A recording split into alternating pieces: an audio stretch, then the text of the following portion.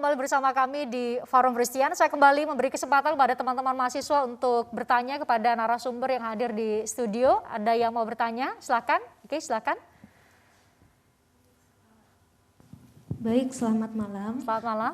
Saya Agnes Adela Irawan dari Universitas Pakuan. Saya ingin bertanya, bagaimana dengan kerugian yang harus ditanggung oleh pelaku usaha imbas dari larangan ekspor batu bara. Terima kasih. Oke. Ini salah satunya. Ada domestic obligation market, kewajiban itu salah satunya. Saya meminta Bu Sinta deh. Itu salah satunya. Tapi saya juga meminta Bu Sinta untuk lihat lebih luas sampai ke supply chain secara internasional, karena demandnya karena semua orang mau beli gitu, mau consume, tapi karena para pengusaha juga mungkin nggak langsung pulih seperti membalikan telapak tangan ya Bu Sinta ya, butuh untuk kemudian menghidupkan kembali kegiatan produksinya. Bu Sinta mungkin bisa mengulas lebih lengkap. Ya, jadi memang kita ini sangat dilematis ya. Dalam satu sisi tentu saja ada peluang yang besar untuk ekspor batu bara dengan nilai dan harga yang sangat tinggi. Tapi yang sudah disampaikan oleh Presiden Jokowi bahwa memang kita harus mengutamakan yang namanya energy resilience kita dulu. Jadi ini energy crisis kita ini jangan sampai terjadi gitu. Dengan kata lain, supply harus diprioritaskan untuk di dalam negeri dulu. Jadi mungkin kita mesti melihat secara ini kan, kalau keluar berita ini kan hanya harus berhenti ekspor, kemudian tapi sebenarnya masalah itu jauh lebih besar daripada itu. Kita harus benar-benar mengetahui mengapa ini bisa terjadi, kemudian apa solusi yang harus dilakukan. Jadi pertama-tama itu jelas bahwa pelaku usaha, dan itu sudah dikumpulkan para pelaku usaha di produsen batubara juga sudah sepakat bahwa memang instruksi dari pemerintah itu jelas dan mereka akan tentu saja mengikuti. Tapi pelaku usaha itu kan banyak ya, dan mereka tidak bisa disamaratakan. Kalau mereka sudah memenuhi daripada requirement atau mandatory untuk domestik, mengapa mereka tidak kemudian diizinkan untuk ekspor? Itu kan selalu pertanyaannya ya. Jadi selesai dom, berarti saya bisa ekspor dong. Jadi makanya kita sebenarnya nggak bisa menyamaratakan. Dan juga kalau kita lihat, memang makanya Presiden kemudian langsung mengatakan, oke, saya cabut izinnya yang tidak melakukan usahanya yang sesuai dengan perizinan yang sudah disampaikan. Jadi memang di sini harus ada reward and punishment. Jadi tidak bisa hanya punish, tapi juga kalau mereka yang berbuat baik yang melakukan kerja itu harus mendapatkan reward juga. Kewajibannya untuk itu harus mendapatkan reward juga gitu. Jadi ini yang saya rasa harus jelas. Kemudian kalau kita melihat dari segi supply, ini kan hubungannya ke listrik ya, kepada PLN. Memang ini harus dilihat juga dijabarkan di PLN sendiri seperti apa gitu ya. Karena memang tidak mudah tentu saja dengan kondisi yang ada. Memang kita masih banyak terbebani atau tergantung dengan supply listrik dengan source batu bara. Dan ini sebenarnya yang dicoba, tentu saja sekarang kita sudah mulai transisi energi. Mengapa topik energi transisi ini sekarang teman-teman semua juga tahu sudah menjadi topik yang sangat hangat, karena kita tahu kita juga tidak mau depend on fossil fuel. Jadi berarti kita sudah mulai harus mengarah kepada energi terbarukan. Kemudian dan itu tidak bisa Indonesia sendiri, seluruh negara-negara lain secara global. Global. Nah, itulah mengapa juga saya dalam kesempatan ini mau sedikit juga mengedepankan aspek tadi kan saya tanyakan soal presidensi G20. Tadi ditanya mana presiden G20. Kebetulan saya mendapatkan kehormatan untuk mengetuai B20. B20. Jadi B20 itu adalah Business Engagement Group daripada G20. Jadi semua pelaku usaha itu adanya di B20. Dan memang 3 aspek utama yang tadi disampaikan oleh Pak Erlangga, yaitu global health, digital transformation, dan energy transition. Ini menjadi 3 topik utama buat presidensi kita.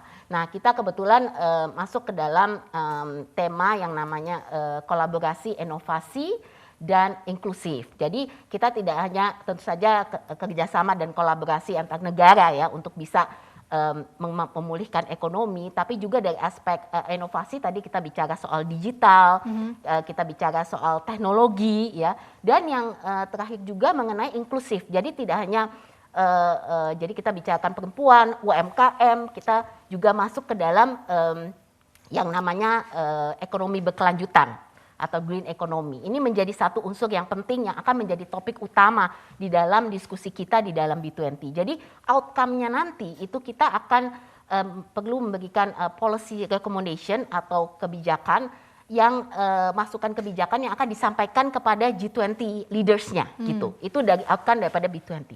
Tapi buat Indonesia ini adalah suatu kesempatan yang sangat besar karena ini Indonesia sebagai tuan rumah ini bisa memanfaatkan kesempatan ini untuk juga showcasing apa yang dimiliki Indonesia, bagaimana kita bisa menarik investasi yang lebih besar di dalam proyek-proyek yang kita butuhkan di Indonesia. Jadi ini yang saya pikir momentum ini harus benar-benar kita ambil dan ini nggak bisa pekerjaan 1-2 orang atau institusi tertentu, tapi memang seluruh termasuk masyarakat Indonesia untuk bisa mempromosikan bahwa hey, Indonesia ini bakal jadi tuan rumah, bagaimana kita bisa memanfaatkan untuk promosi pariwisata, investasi, perdagangan, ekonomi kreatif yang berkembang dengan baik ya saat ini.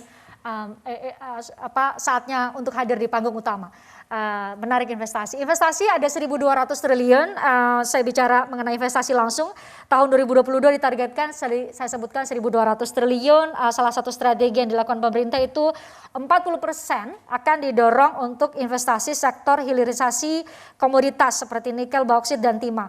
Ini langkah yang sudah tepat untuk menggenjot investasi kita, Mas Bima? Jelas untuk investasi ini juga butuh kepastian. Kepastian regulasi yang bisa dihitung oleh pelaku usaha. Problemnya adalah ketika pemerintah mendorong hilirisasi, tapi jangan lupa ya hilirisasi maupun juga untuk kepentingan di dalam negeri. Contohnya ya terkait dengan batu bara, nextnya kan bauksit nih. Bauksit mau dilarang untuk ekspor di 2022, biji bauksitnya.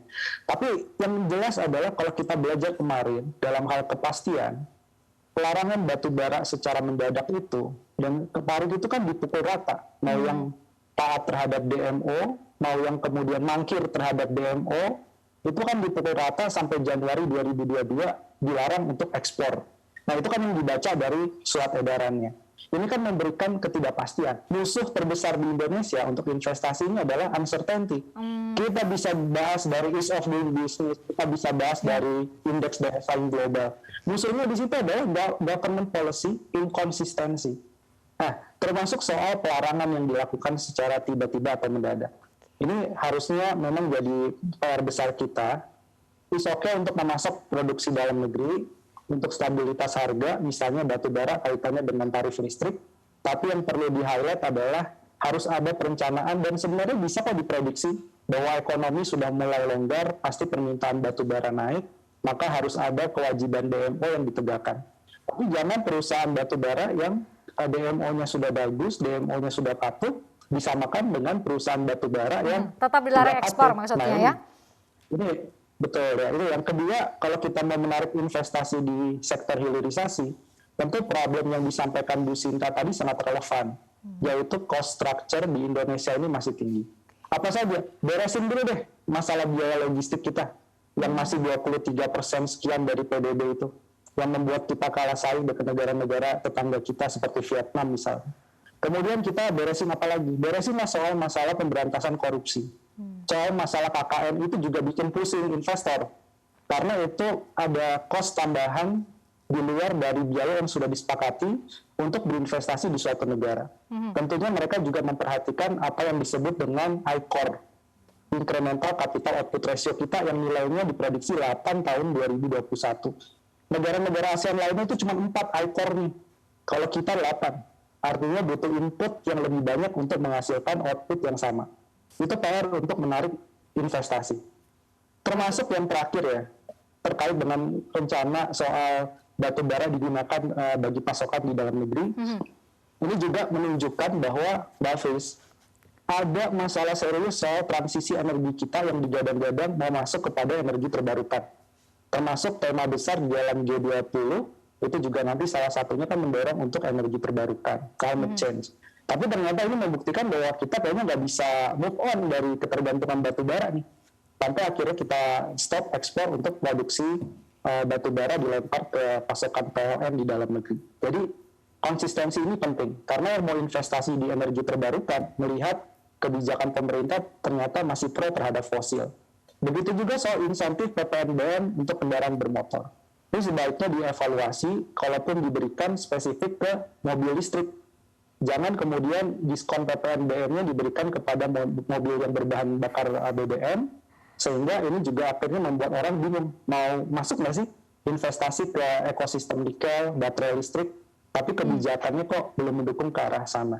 Itu mungkin sedikit masukan untuk investasi kita biar lebih berkualitas. Selain nilainya besar, tapi juga berkualitas. Bisa menciptakan ekosistem yang ramah terhadap para investor. Usai jeda saya akan bertanya juga kepada Bu Katarina mengenai sejumlah tantangan. Tadi sudah sempat saya tanyakan kepada Pak Menko Erlangga.